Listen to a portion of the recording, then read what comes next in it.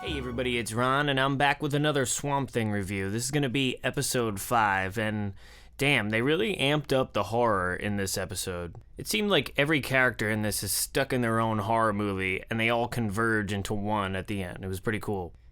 Poor Swamp Thing is just being tortured. He's all alone in the swamp by himself.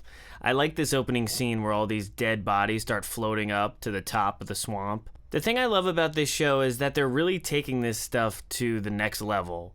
Usually when you think of horror elements in a comic book show, it'll be like a violent scene or something grotesque, but nothing actually scary. And this show has that too, but this episode also has some great psychological horror, which you don't see a lot of. I'm not sure if the guy that ends up meeting Swamp Thing is a ghost or like a projection from the swamp, but as soon as he arrived, and I think he's singing Roy Orbison, or he's listening to it, it felt very Twin Peaks to me, or at least the Twin Peaks Return. Yeah, it was a very surreal scene, but I really liked it. I also love that the guy explains the green to the Swamp Thing finally, and I'm glad they went there. The idea of the green was fleshed out in the Alan Moore run, and ever since, Swamp Thing has been an avatar for the green. It's really cool to see that the show is taking influence from this finally. So the guy shows Swamp Thing that the trees hold memories, and he gets a glimpse of the accident between Abby and her friend Shauna. The opening scene with Maria and Susie was also pretty scary as well. It reminded me a lot of The Conjuring. You know, that part with like the terrified girl seeing something staring at her in her bed. What happens is Maria's daughter Shauna basically possesses Susie's body.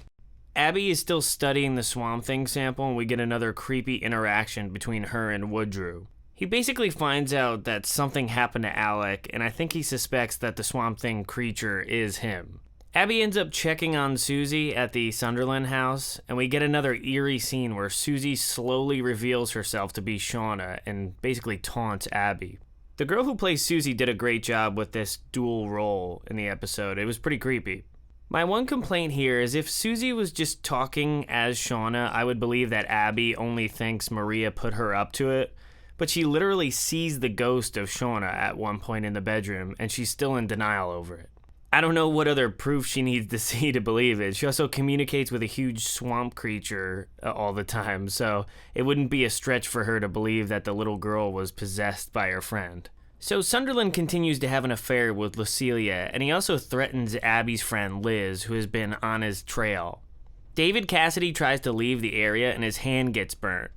He opens his trunk and we see the Blue Devil costume and the eyes light up. With only a couple episodes left, I don't know what will happen with this side story. Xanadu convinces Abby that Shauna is back, and it's too late because Maria is taking Susie to the swamp to be reunited with Shauna for real, or that's what she thinks. Swamp Thing ends up saving Maria, who almost drowns, and Shauna finally frees Susie. We finally get to see the full story of what happened between Abby and Shauna with the help of Swamp Thing, connecting to a tree and also touching Abby so she can also get a new perspective on what happened. Abby realizes that something in the swamp took Shauna, and I think she's getting a bigger picture of what's going on.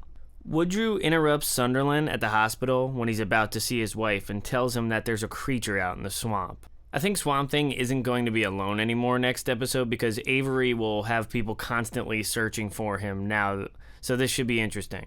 Overall, I really liked this episode. I definitely liked it better than last episode. And again, I'm just really happy with the way they're doing this as a straight-up horror show. It's really unique for a comic book adaptation. While I do think the screen time for Swamp Thing has been spread out just enough so that you get excited when there is a scene with him, I think after this episode, it should really focus more on him. The show is literally called Swamp Thing, and I'm starting to feel like he's a side character in his own show. So now that we've dealt with Abby's trauma and she had her vision of the night Shauna died, hopefully we can give Swamp Thing more development now. We'll see. So let me know what you guys think in the comments, and be sure to like and subscribe if you're digging the content. Thanks for watching.